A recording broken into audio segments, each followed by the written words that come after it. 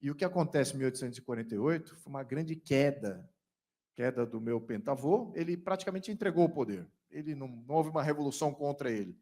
Houve um levante, ele falou assim, eu quero estar sempre do lado da população. Eu fui colocado aqui para me contrapor ao meu primo absolutista. Então, eu sou um monarca constitucional, mas o que a população quer, eu não consigo dar, porque eles querem algo a mais. Então, eu vou desistir do poder. Saiu do poder e começa aí a Segunda República Francesa. Deu certo? Não deu certo.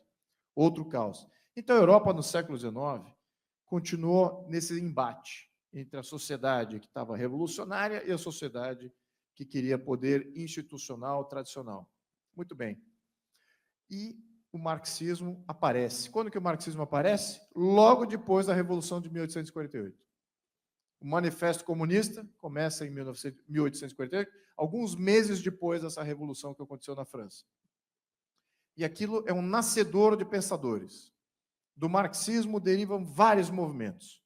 O anarquismo, o feminismo, o trabalhismo.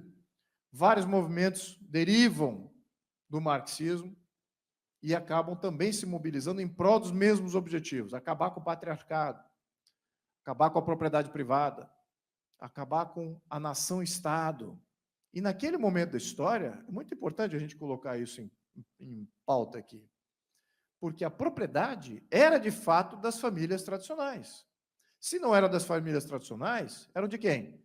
Da aristocracia, que derivava dessas famílias e derivava também dos militares e do clero.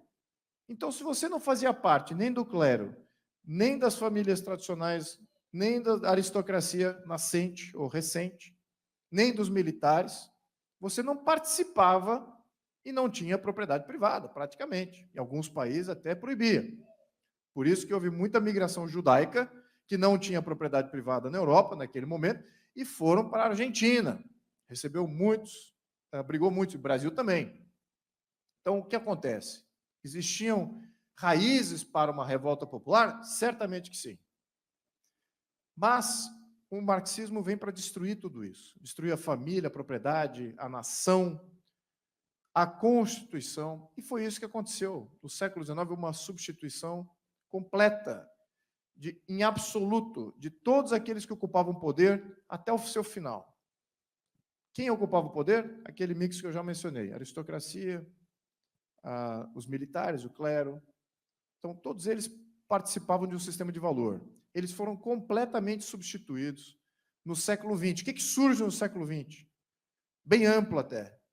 O voto universal, a burocracia, que era racional, ela não era tradicional, ela era racional e buscava a efetividade. E o que acontece no século XX? Uma substituição completa. Então, temos, do século XX em diante, o voto e a burocracia.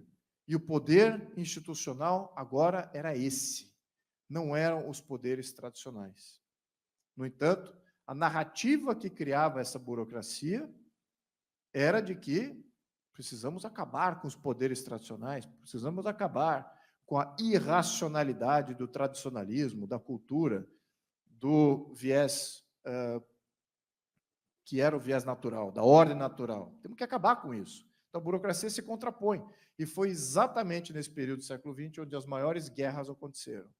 Eliminaram o fator humano e introduziram um fator burocrático, sistemático, racional e expansivo, sem limites. E é isso que nós vemos reflexo agora no século XXI. Nós temos um Estado inchado em praticamente todo o mundo, ao passo que no século XIX nem todo o mundo era descoberto,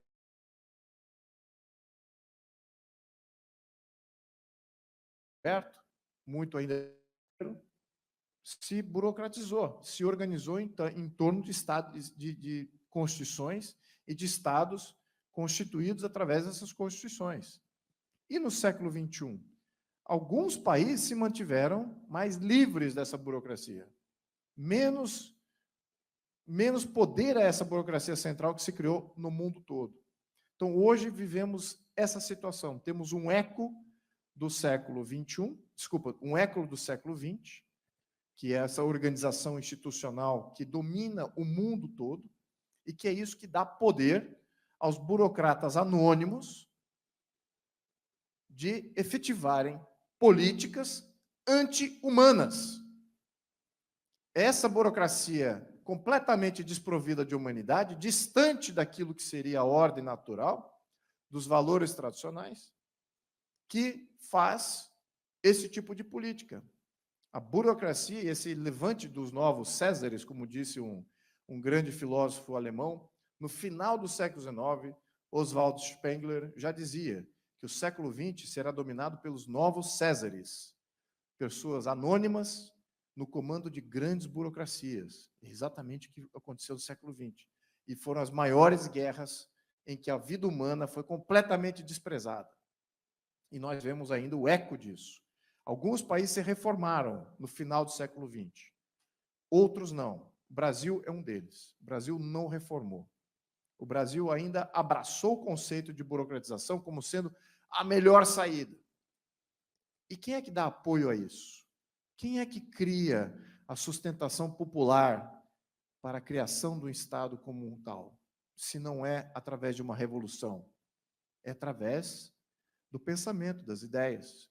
E quem é que foi cooptado? Vários da ala conservadora. Os conservadores, que sempre existiram, que estão ali providos de sua vontade de exercer a sua ordem natural em liberdade, que sempre existiam, tinham uma representação orgânica há 300, 400 anos atrás, entregou poder para uma burocracia anônima, anti-humana. No entanto, a população não deixou de ser humana, com valores naturais e com uma organização social igual. Pai, mãe, filho, neto, avô, tio, tia, primos, organização em comunidade, organização local. Quem reconheceu isso foram os fundadores dos Estados Unidos, através de uma série de estudos históricos, entendendo os ciclos políticos que ocorrem, de concentração de poder, revolução e dissipação, descentralização de poder. Ele viu que a melhor coisa não é para entregar o poder a uma aristocracia, não é para entregar para uma burocracia, não é para entregar poder a qualquer agente externo ou divindade. O que eles falaram? O que está no intento da Constituição norte-americana? Para quem que deve ser o poder? Pergunto para vocês. O povo. Eles entregaram o poder para o povo. Ou seja, reiniciando o ciclo sempre com o povo sendo o protagonista. E não o Estado ou os representantes do Estado como sendo os protagonistas de uma nova versão de organização política. É o povo que tem a possibilidade de se reorganizar como ele bem entende.